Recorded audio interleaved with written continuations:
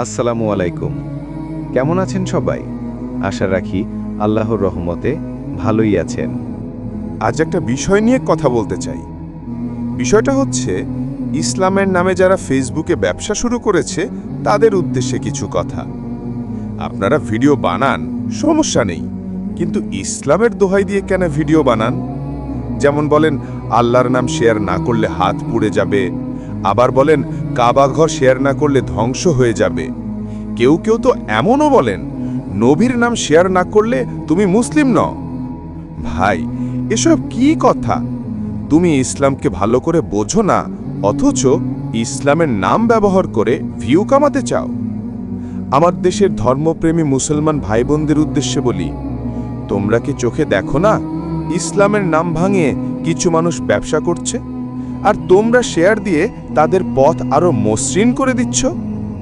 হে দেশের মানুষ, তোমরা যদি চুপ করে থাকো তবে এই অন্যায়ের অংশীদার তোমরাও হবে।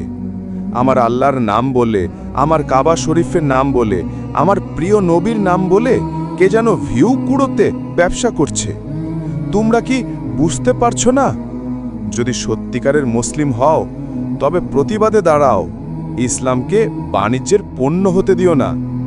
হে আল্লাহ, আমাদের সবাইকে মাফ করো, সঠিক পথে হেদায়েত দাও। আর যারা ইসলামের নাম ভাঙিয়ে ভুল পথে চলছে, হে আল্লাহ, তাদেরও হেদায়েত দাও। যদি কারোর কপালে হেদায়েত না থাকে তবে তাদের ধ্বংস করে দাও। আমিন।